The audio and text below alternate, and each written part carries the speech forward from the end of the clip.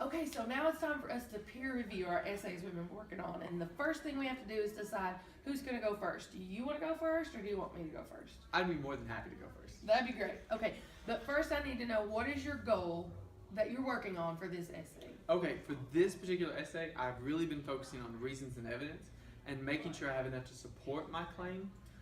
But I'd love any feedback that you have to give me. Okay, so we're just going to focus on the first body paragraph today. And the first thing we do is you read yours out loud and I listen. So why don't we break it down and you start with your topic sentence. So you read that aloud. Okay, topic sentence. In the first article, A Revolution Against Obesity, it explains the Let's Move program. Okay, good. I like how you specifically reference the title of the article instead of just saying in the article, because I think it's important that they know which article. There was more than one article. So, but one thing you might want to think about is where you said it explains. So, is it that the article explains, or is it the author that is explaining? You might want to think about your word choice that you used right there. You know that's true. I guess it's the author. So maybe I should change that to the author explains. Okay, I'll make note of that. That'd be good. And I'll put a check on the not yet box so you can remember to go back and add that. Perfect. Okay, so let's hear your first reason and evidence. Okay. For example, she explains how the food service providers in schools will ensure that school lunch menus meet recommended levels of fat, sugar, and whole grains within 5 years. Hey, I like how you used for example to introduce your first example. It really makes it clear to the person who's reading it. So that was good. I think your elaboration on that evidence was really good because it told me what you think about what was in the text, not just what the author was saying in the text. So I definitely think that's a yes on your checklist for your first reason and your first evidence. Okay. So that's really good. So let's hear the next one. Okay, great.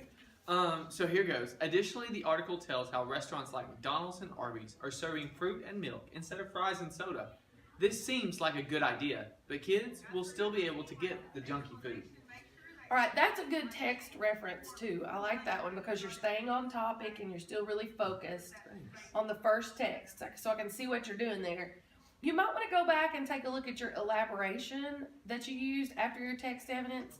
When we studied the two texts, it seemed to me that I remember the article saying something about kids being able to get the junky food. So it might be even stronger if you added that stem we've been using according to the text in there. And then, so how about I mark not yet on that one so you can go back and rethink that when you're doing your own revisions. Okay, I'll definitely consider that. I made a note. Okay.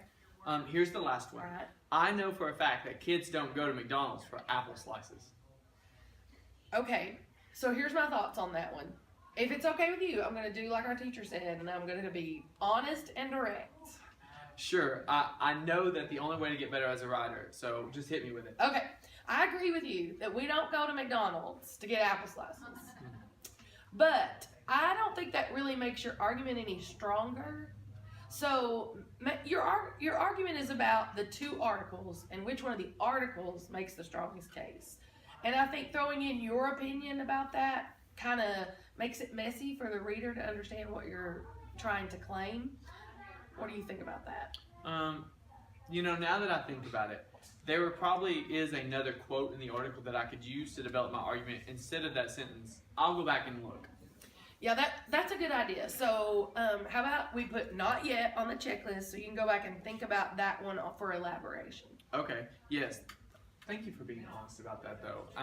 I'd rather hear it now than later when my paper's being graded. That's true. That sounds like a good plan. And that gets us through your first body paragraph. Great. Thank you for your feedback, and I've heard so many of your thoughts on my essay, and I really see some areas where I could do much better. Okay, good. So now we switch roles, and you take a look at mine. Okay, great.